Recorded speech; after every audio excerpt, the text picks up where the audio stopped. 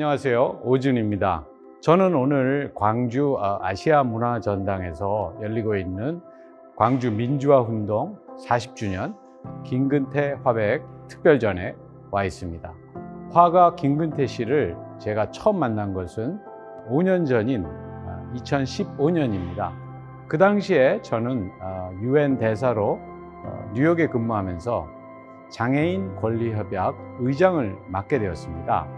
그런데 함께 일하는 담당관이 우리나라의 목포에서 지적 장애인을 대상으로 작품 활동을 하는 화가가 한 분 계신데, 그분이 유엔에서 전시회를 개최하고 싶다고 연락을 받았다고 합니다. 그렇지만 적절한 전시 계기를 찾기가 어려웠었는데, 제가 장애인 권리협약 의장을 맡게 되었으니까 한번 검토해보면 어떻겠냐는 말씀이었죠. 우리 대표부와 사무국의 검토를 거쳐서 그해 12월 3일 세계 장애인의 날을 기념해서 UN 로비에서 김근태 화백의 전시회가 열리게 되었습니다. 당시 반기문 UN 사무총장을 포함해서 많은 나라의 UN 대사들이 참석해 주셨고요. 그것을 계기로 김화백은 제네바나 파리와 같은 UN 기구가 있는 국제 도시들에서 연속적으로 전시회를 열게 되었습니다. 그렇게 해서 저와 김화백의 인연이 시작되었고, 지금 이 전시실에 전시되어 있는 바로 이 작품들이 5년 전 김근태 화백이 유엔에서 전시했던 그 그림들입니다.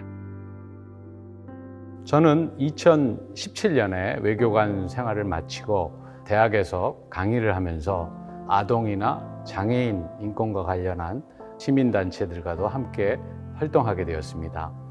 그러다 보니까 자연스럽게 장애 아동을 대상으로 한 작품을 계속 하시는, 그리고 또 한편으로는 예술을 통해서 장애 아동들의 치유 활동도 하시는 김근태 화백과 계속 만나고 함께 일할 기회가 생겼습니다. 2년 전에 김화백이 서울 인사동에서 작품 전시회를 하게 되었을 때 제가 그것을 성원하기 위해서 대사 시절에 그렸던 아마추어 작품들을 함께 찬조 전시하기도 했고요. 이번 광주 기획전에도 저의 그림이 2점이 걸려 있습니다. 하나는 뉴욕의 거리 풍경이고, 또 다른 하나는 김화백 내외가 살고 계시는 목포의 거리 풍경입니다. 김화백과 제가 자주 만나면서 제가 모르던 사실을 알게 되었습니다. 그것은 김화백이 왜 지적장애 아동들을 작품의 대상으로 삼게 되었는지 하는 부분인데요. 사실 저는 김근태 화백이 1980년 광주 민주화운동 때 조선대 미대 재학 중인 학생으로서 시민군으로 참여하고 거기서 생존하였다 하는 것은 알고 있었는데, 그런 과정에서 받은 엄청난 트라우마와 그에 따른 방황의 삶이 있었다는 것을 알게 되었습니다. 그때 당시에 제가 그 전에 시민군으로 제가 참여를 합니다. 근데 그날 5일째 된 날인가 해서 갑자기 도청이 무방비 상태가 됩니다. 그래서 학생 사퇴수수위원을 모집을 한다는 거예요. 여기서 24명인가를 이렇게 모이게 됩니다. 그때 그게 도청 안에서 지키면서 무슨 역할을 했냐면, 이미 시신들이 다 질비하게 누워 있는데 도청 안에가 널 짝이 없어요. 널이 없으니까 통나무로 대해서 간신히 거기다 받쳐가지고 시체를 하는데, 제가 코하고 눈 그런 것들을 다 솜을 막아주고 막 그런 역할을 제가 하면서 결정적인 순간이 뭐였냐면, 지키고 있는데 우리 어머님과 우리 형님이 오신 거예요. 네 동생이 그런데, 그때 우리 동생이 중년창가를 몰았어요. 상무대. 근데 오늘 저녁에 27일 날 3시경에 여기를 작전이 들어가니까 형님이 그 앞에 정문에 있으니까 바로 축소. 그래서 어머님이 와서 네 동생이 이러니까 빨리 도망가거라. 그러니까 저는 여기 실제 영혼을 놔두고 도망갈 수 없어. 그리고 어머니를 보내요. 보내고 나서 밤 한 6시쯤 해가 좀 제 무렵에 저 친구 옆에 친구 지키는 친구한테 말을 해야 되겠더라고요. 이 말을. 그래서 저도 막상 듣고 나니까 살고 싶은 생각이 있어요. 막상 그 소리가 안 들었으면 그대로 갈 수도 있지만 막상 그 이야기를 들으니까 이 친구도 보니까 나와 같은 생각. 그래서 총을 놔두고 담을 넘어갑니다. 담을 넘어서 어디로 도망가냐면 저 친구는 반대방으로 가고 저는 이제 오른쪽으로 도망가는데 제가 계림동이라는 미술학원을 제가 차렸습니다. 근데 그 미술학원으로 도망을 갑니다. 미술학원에서 숨어 있는데 또 좀 있으니까 발자국 소리가 이제 그 계림동 그쪽으로 지나가는 발자국 소리가 착착 하면서 군인들이 결국 엄청나게 발소리 있잖아요. 탁탁 하면 그 엄포가 그리고 가다가 총을 한 번씩 딱딱 쏘는 거예요. 그러고 있는데 나는 여수면서 그 소리를 쫙 보고 있는데 우리 그 학원 밑에가 의원 병원이 있었어요. 그래갖고는 막 소리가 나는 거예요. 그래서 창문가에 내다보니까 여기 밑에가 창자가 튀어나오는 것을 봤어요. 그래가지고 그 의원으로 들어가면서 살려주라고 막 그런데 문을 안 열어준 거예요.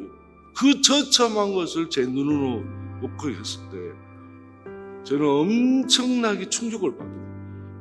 살아있으려고 도망 나왔는데 그 창자가 맞아서 창자가 튀어나온 그 모습을 보고도 저는 살려고 하는 숨어서 있는 모습이 저를 엄청 괴롭혔어요.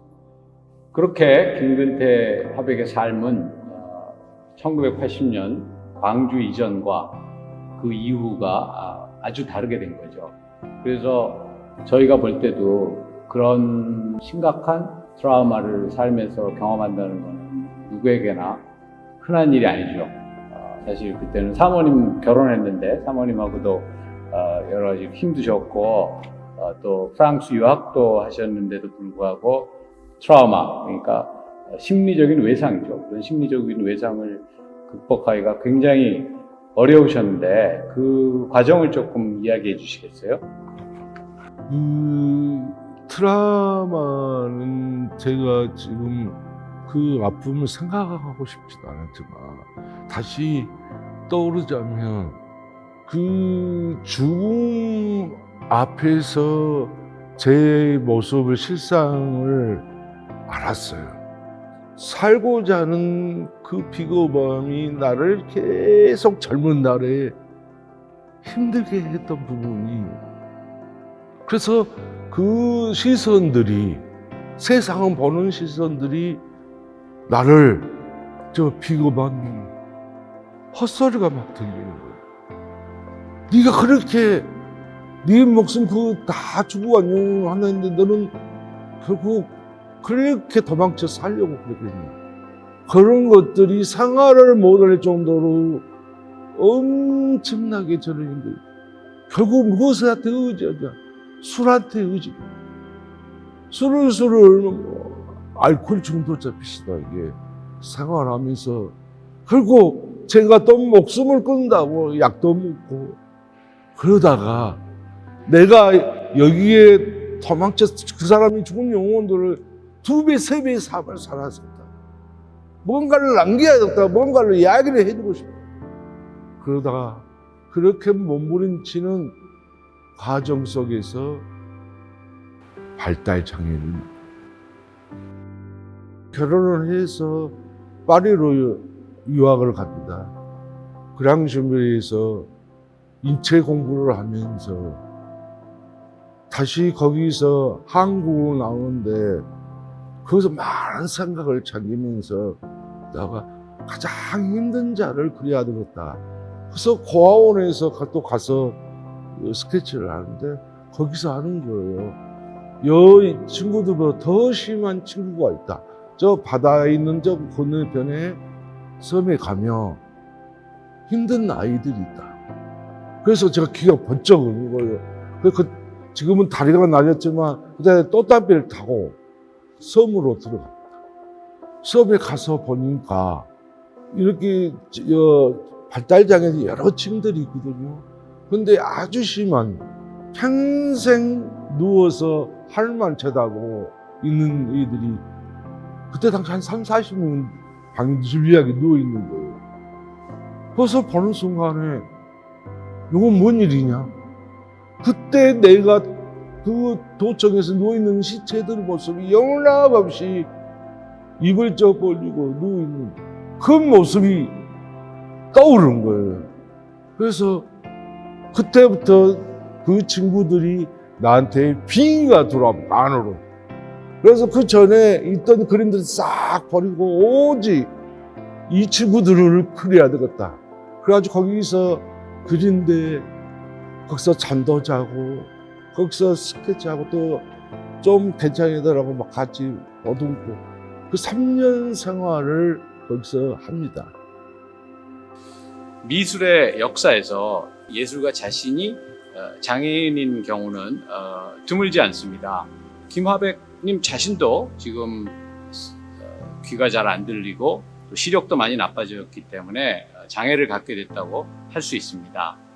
하지만 장애인을 예술 작품의 대상으로 삼는 경우는 흔하지 않습니다.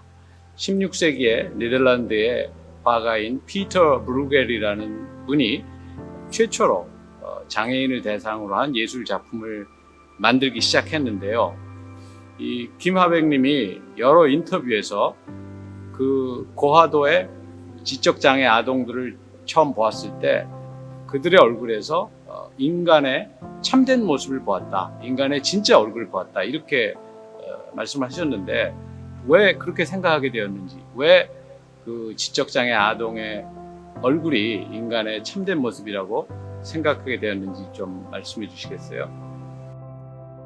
지적 발달 장애인들을 제가 그려오면서 무엇을 느꼈냐면 우리 아이들이 버려졌잖아요.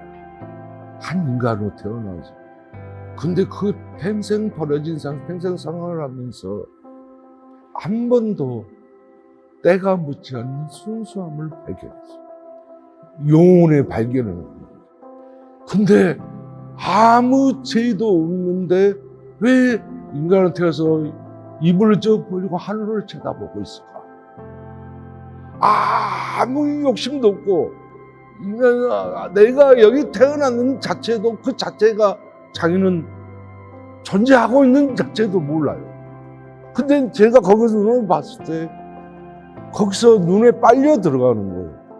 와, 우리가 인간들이 가장 욕심 부리고 막 서로 싸우고 전쟁 일으키고 막 이 어마어마한 일들이 벌어지는데 이 친구의 눈을 통해서 제가 하나씩 스쳐가는 거예요. 와, 이렇게 맞고 순수하고 이것을 그림으로 그려요. 아주 밝고 아주 그대로 모습을 그대로 표현하고 싶었던 거예요. 그래서 점점 제가 회복이 돼 가고 있는 그 맑은 영혼 때문에. 네, 우리 김근태 화백의 말씀을 듣고 있으면서 저는 이런 생각을 하게 됐습니다. 제가 의장을 맡았던 세계 장애인 권리협약이 주는 핵심적인 메시지는 장애인의 동등한 사회 참여입니다.